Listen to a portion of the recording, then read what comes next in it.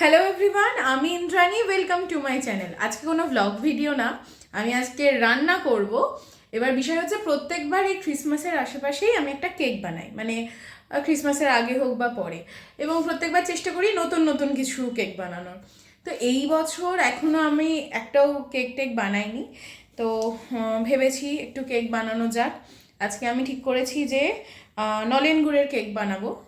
তো তারই রেসিপি আজকে তোমাদের সাথে এই ভিডিওতে আমি শেয়ার করব। মানে এবার রেসিপি বলতে আমি যে খুব ভালো পারি তা নয়, এবং ফার্স্ট টাইম বানাবো।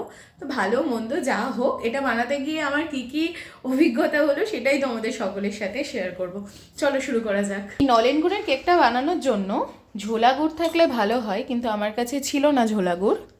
তাই আমি এখানে পাটালি গুড়কে একটু গুঁড়ো গুঁড়ো করে নিয়েছি। এবার এতে বেশ খানিকটা দুধ দিয়ে গুড়টাকে কিছুক্ষণ ভিজতে দিতে হবে।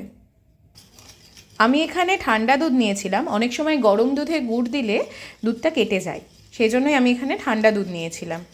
তো এই অলমোস্ট গুড়টা গুলে এসেছে। এবার এতে ময়দা অ্যাড করব। ময়দাটা আমি অল্প অল্প করে আর এই চেলে অ্যাড করব। এটাকে ভালো করে মিশিয়ে নেব।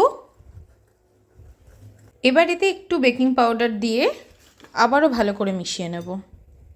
এবার এতে বেশ কিছুটা পরিমাণ সাদা তেল অ্যাড করব। আবারও ভালো করে মিশিয়ে নেব।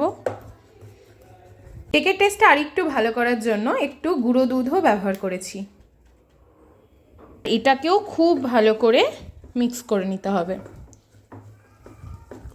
আর এই মিক্স করতে গিয়ে যদি মনে হয় যে আর একটু দুধ দেওয়ার প্রয়োজন আছে, সেক্ষেত্রে দিয়ে দিতে হবে, যদিও আমার মনে হচ্ছে না এখনও সেটা। এখানে কেকের ব্যাটার রেডি।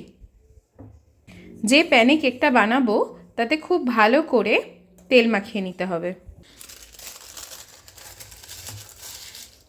এবার বাটার পেপারটা ঠিকঠাক মতো দিয়ে কিছুটা ময়দা ছড়িয়ে দেব। এতে কেকটা হয়ে যাওয়ার পর একটু সহজে উঠে আসে। ব্যাটারটা পুরোটা ঢেলে দিয়েছি।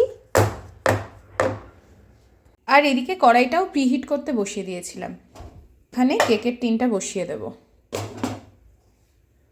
আর কড়াইয়ের ঢাকনির যে এই যে একটু ফুটোটা রয়েছে,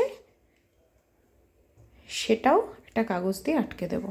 আধা ঘন্টা 40 মিনিট বাদে কেকটা হয়ে গেছে। এবার এটাকে দেখার পালা।